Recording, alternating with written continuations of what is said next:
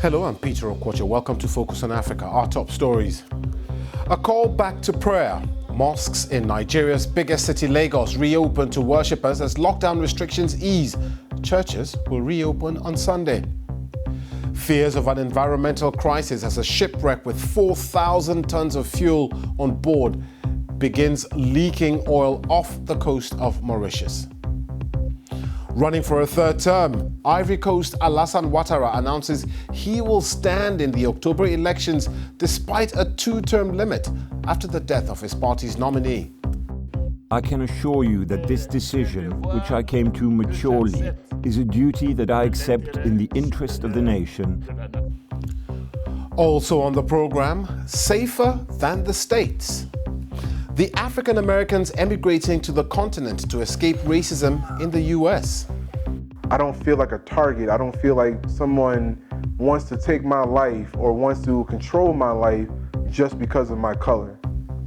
And in sports, the Champions League is back. Tonight, it's Man City who host Real Madrid.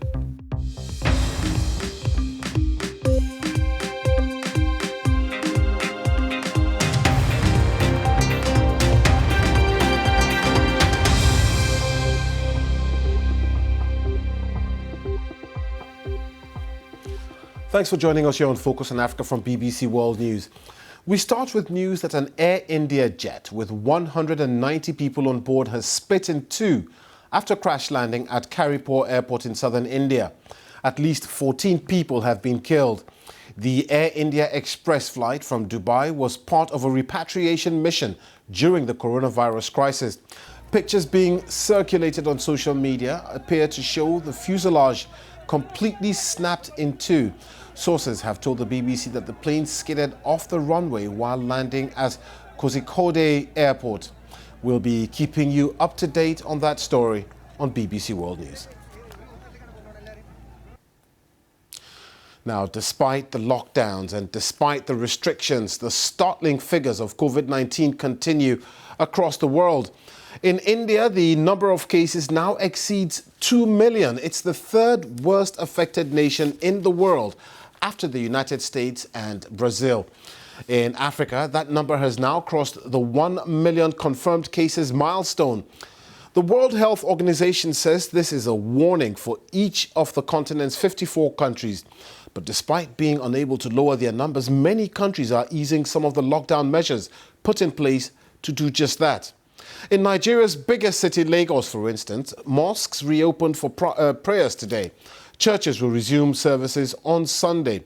Lagos has the largest share of Nigeria's nearly 45,000 confirmed coronavirus cases. Jelilat Olawale reports from Lagos. Muslims in Lagos, Nigeria have waited for 4 months to hear this call and attend Jumat prayer like this again. Places of worship were shut down due to the outbreak of COVID-19 in the country. This comes following the Lagos State government announcement of the reopening of places of worship after relaxing the lockdown. Places of worship in Lagos are now open for worshippers at 50% capacity with protocols and guidelines to be complied with as directed by the government. I thank God. Since COVID-19 started, I was always crying because I was always the only one here. But today, I thank God. People came to pray, and I pray it continues. We do research, we read, we prepare at least to get ourselves set before the commencement of the Jumat. The way we observe this Jumat service for today, we feel better, but we maintain the social distancing.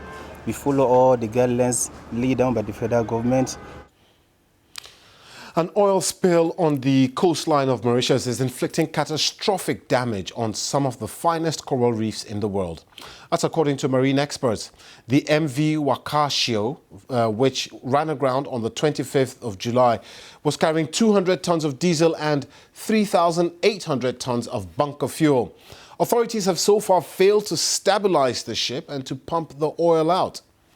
Well, let's talk more about this now, joined by Yassin Juma He's the professional environmental engineer and an oceanographer. Thanks for joining us here on Focus on Africa. How bad can this spill get? The spill is getting worse and worse every hour. In fact, since the ship was grounded, the 25th of July, there has been a leak which has started yesterday. And following this leak, large quantities of bunker fuel has been released over the reef and then in the lagoon. And this fuel is now spreading in the lagoon towards the north and the south.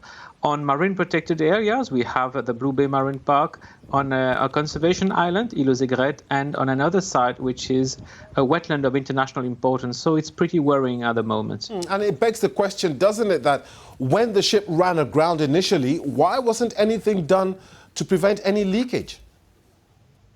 Yeah, that's the big question. Of course, the weather was not very good, but leaving the ship on the reef, for such a long time before starting the pumping operations, I think worsened the situation. And that's a big question which will have to be answered. A commission inquiry will be set up by the government of Mauritius. And today itself, the Prime Minister announced that this is as a declared emergency under the law. So it confirms the really bad situation in which we are, especially for a very sensitive area like the southwestern coast of Mauritius in terms of corals and marine biodiversity. And only one of the tanks is leaking so far. Can the fuel in the other two tanks be drained before they too start leaking? Yeah, that's in fact the situation. We can see now helicopters going back and forth from the ship. But the situation is very difficult because the structure of the boat has been damaged, which means that the boat may break up in two at any moment with the current situation, which may release the remaining quantity of bunker oil in the lagoon. So the situation is very tense and very sensitive at the moment, and we hope that we'll be able to pump the rest. But whatever is going to happen, the leakage has already caused large damage to the marine environment in the southeast coast of Mauritius. Okay, Yassin Juma, he's the professional environment engineer and oceanographer in Mauritius. Thanks a lot for your insight into this story. Thank you very much. Let's take a quick look now at other stories making the headlines across Africa and the rest of the world. The leader of Hezbollah, Hassan Nasrallah, has denied that the explosion in Beirut was in any way linked to the powerful Lebanese Shia movement. In his first speech since the devastating blast, Nasrallah rejected allegations that Hezbollah controls the port where it occurred. Kenyan journalist Yassin Juma has been released on bail by an Ethiopian court. The court ordered his release after police failed to present evidence to prove he committed a crime, according to his defense team. The journalist was detained during the recent protest that was sparked by the death of Oromo musician Hakalu Hundesa. Nigerian musician Aziz Fashola, better known by his stage name Naira Marley, has admitted he broke coronavirus lockdown rules when he traveled to the capital, Abuja, for a concert. He's been fined $258. The president of Ivory Coast, Alassane Ouattara, has announced that he will stand in October's presidential election, meaning he will be seeking a third term. Opponents say that is not allowed by the constitution. It marks a dramatic change because back in March, Mr. Ouattara said he was making way for a younger generation to take over. Since then, his preferred successor, Amadou Koulibaly, unexpectedly passed away, leading to Mr. Ouattara's announcement last night. Je peux vous assurer que cette décision mûrement réfléchie. I can assure you that this decision, which I came to maturely, is a duty that I accept in the interest of the nation and in order to continue to relentlessly put my experience at the service of our country. Given the importance I give to my responsibilities and to my word, this decision represents a true sacrifice for me and which I take full responsibility for out of love for my country. Que j'assume pleinement par amour pour mon pays. Well, I'm now joined by Nicolas Negos from BBC Afrique. Nicolas, what's been the reaction to this announcement that he wants to stand for a third term?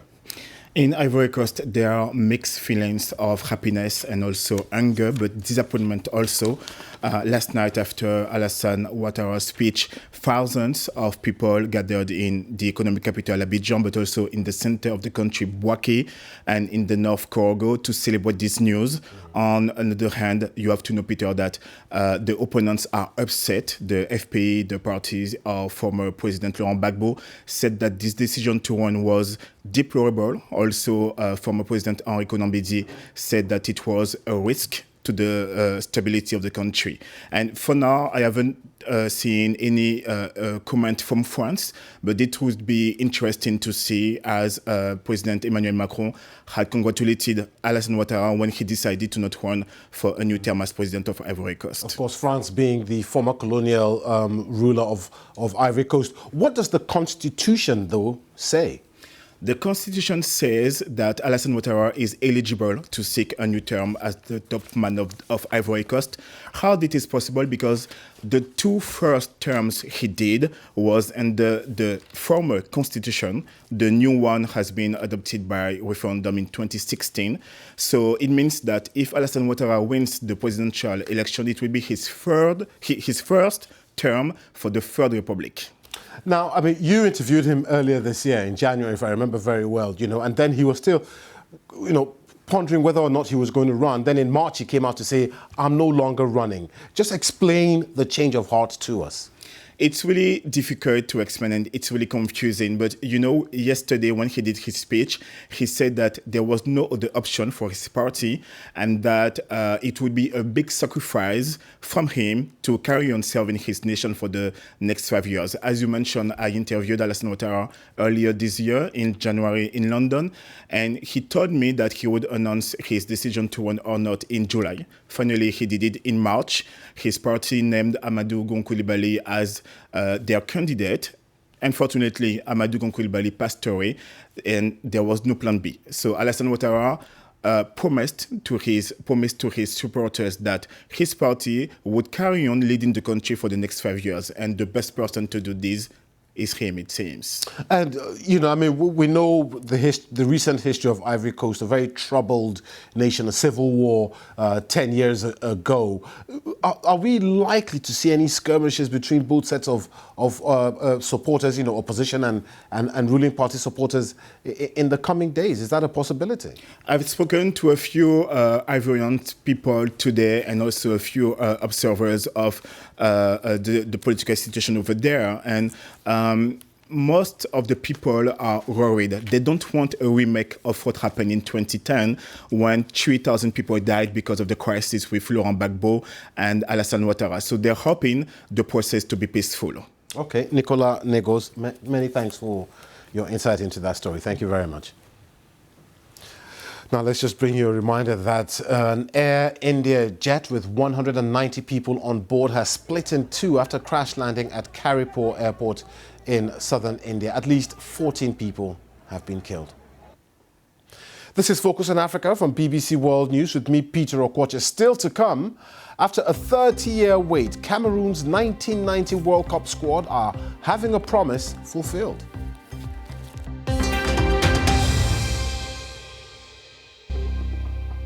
I'm Peter Okwoche. Welcome back. Our top stories. Marine experts say an oil spill on the coastline of Mauritius is inflicting catastrophic damage on some of the finest coral reefs in the world. And at least 14 people have died after an Air India jet with 190 people on board split in two after crash landing at Karipur Airport in southern India. Now, after George Floyd was killed at the hands of a Minneapolis police officer, the Black Lives Matter movement has been amplified in the US, calling for justice and equal treatment for black people. Because of the history of race relations in the United States, some African Americans decided to permanently move to Africa to get away from the racial injustice they were subjected to. They shared their story with us on how relocating to Africa has been for them. Racism is there, staring you in the face. I am not sure if there's any way around it or out of it or anything that will fix it. And this is the reason why we left. African Americans are emigrating to Africa in search of a better life for themselves and their families.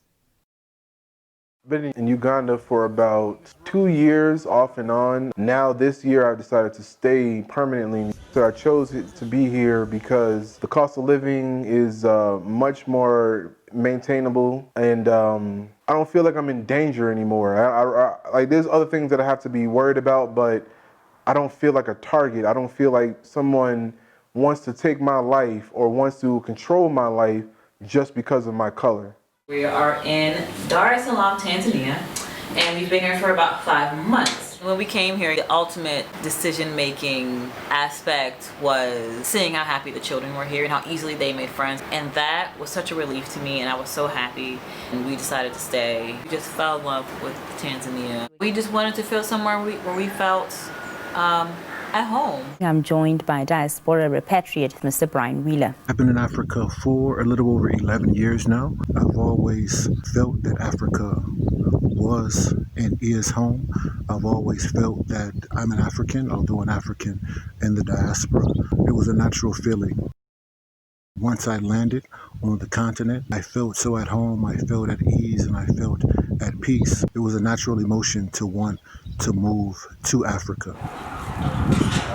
Life here in Uganda is much more manageable than life was in America because I always have to make ends meet. I wouldn't even be able to enjoy my paycheck. Oftentimes, I wouldn't even get days off because I'm constantly working and I'm constantly trying to prove my worth in a country that has basically made my people look like we are worthless. The biggest difference is, for me, is peace of mind. I just have a peace of mind. I believe my family and my children have a peace of mind on the continent that potentially they may have not had in America.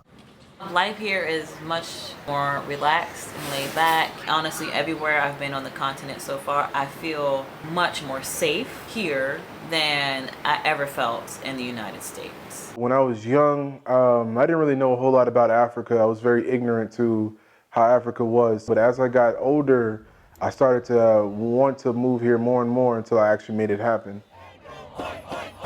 America was founded on the backs of enslaved Africans. So racism in America is as American as apple pie. I have not experienced racism in Africa, but I have experienced some prejudice and some stereotypes in Africa. Raising my family here brings me a sense of relief that I know my children will be safe. I know that they'll make friends much more easily, and I know that they'll actually have a chance to be children. If I have a choice in the matter, no, I would not move back there. There is no reason for me to have to go back to America to face what I have dealt with my entire life. I have family still in America, so I anticipate going back, of course, to visit my family, but I don't anticipate ever moving back to America. Interesting, isn't it? You're watching BBC Focus on Africa. It's now time for some sports. And hey, Mimi, what's going on? Hi, Peter. Champions League is back today after it was halted in March due to the coronavirus pandemic. Manchester City will be hosting Real Madrid at home at the Etihad Stadium. They come into that tie with a 2-1 advantage. That kicks off in just over an hour's time. And the other tie today sees Juventus host Lyon at home. Let's not forget, there's more football in South Africa. The cup tie kicks off this weekend. And then next week, the league resumes after the coronavirus made it to halt. Joining me now live from Johannesburg is South African sportscaster Robert Marawa. Robert, thank you so much for joining us here. Now, how has this news been received back home? Thanks, Mimi. The news has been widely well received, I can tell you that much. They wanted to settle this on the field of play. No football supporter wants this to be a boardroom issue. They don't want a Belgian outcome. They don't want a Dutch outcome. They don't want an outcome like they did in France. So this has been widely received. Obviously, as you said, the FA Cup final, which is the Nedbank Cup, will be over the weekend. So that really supersedes what we're going to be seeing on Tuesday with the culmination of the big game between Orlando Pirates and Sundowns. Now, Sundowns, the defending champions, obviously Kaizer Chiefs are top of the PSL long table. And if Sundowns do get the 3 points, they move within a point of Kaizer Chiefs. And I think that is why a lot of the fans didn't want this to be a boardroom decision. They wanted to be on the field of play because any of maybe 3 or 4 teams with SuperSport United and Bidvest Wits, a team that will be participating in the Cup over the weekend, still in contention for that. And funny things, Mimi, is that the same Bidvest Wits, which has a 99-year history, has been sold. So next season, it will not even exist. So for their coach, they don't even know what their future lies like moving forward. But yeah, everybody is very excited about what's going to happen this weekend. Indeed, very interesting. There are the points that you've made. Also, this is happening as the coronavirus cases are increasing in South Africa. What are the measures being put in place for this kickoff? Oh, yeah, they've had to. I mean, we're reaching almost 10,000 now cases in the entire country. And Gauteng, which is where Johannesburg is the epicenter of the coronavirus pandemic outbreak. But what they have reassured everybody is that there's going to be this biologically safe environment, the bio bubble, as they call it, where some of the teams started checking in as early as today. Obviously, the 4 teams that are taking part in the Cup games over the weekend have already started checking in today. They've all been tested. The referees went into a quarantine spot as well. They've also been tested. So they are all fine. They've all been given the all clear. So the hope now is that everybody does test negative, and those that do test positive don't go into this bio bubble, so that they can make sure that everybody is safe. There's going to be 100 people at the venues, pretty much like what the entire world has been trying to do in trying to get back into football. So 100 people at the venue. They have knuckled it down. They will be having the rolling 9 substitutions as well. So pretty much a safe environment, a costly one at 100,000 rand, 100 million rand to say. Of course. Robert, as always, thank you so much for all your insights on South African football. Now we're going to move on to athletics, where the London Marathon will be taking place in October, but this time there will only be about 40 elite athletes that will be able to take part. One man who is looking forward to defend his title is world record marathon holder Eliud Kipchoge. I'm really happy to run again and to come back to the London streets. To actually being cheered by my fans through virtual means. On the other hand is that I will be running without masks, and that's how life should be. Life actually is changing, and I should accept change. Hundreds of people actually have been lining up every year in London, but this year there will be none. So I would like actually to hatch every fan, every actually runner to run virtually and cheer me on 4th of October. All right, and in Cameroon, after 3 decades, a promise is finally going to be fulfilled for the 1990 World Cup squad. Kylian Ngala in Yaoundé with more. After a long wait, players of Cameroon's national team, the Indomitable Lions, who took part in the 1990 World Cup, can finally have their houses. Those houses were promised them by President Paul Biya 30 years ago in recognition of the wonderful feat they achieved during that World Cup. They were the first ever African team to reach the quarter-final of that global sporting event. Now, what delayed the houses is the fact that the then Minister of Sports, Joseph Fofe, decided to blot the names of those who were going to benefit from this presidential gift. Instead of the 22 players, Mr. Fofe decided to add 22 others, making them 44 names. So the entire dossier was blocked. But the houses are coming 30 years after, at a time when some of the players have already died. The latest was even the team captain himself, Stephen Tato, who died recently. Peter, that's all the sport. Many thanks, Mimi, and we all remember that great 1990 Cameroon team. Thank you very much. Now, a quick reminder of the top story on BBC World News this evening, that 14 people have died after an Air India jet crash landed in southern India and split into 2. More on that story on BBC World News. But for now, that's it from me, Peter Okwoche, and the rest of the Focus on Africa team. Thanks for watching. See you again very soon. Goodbye.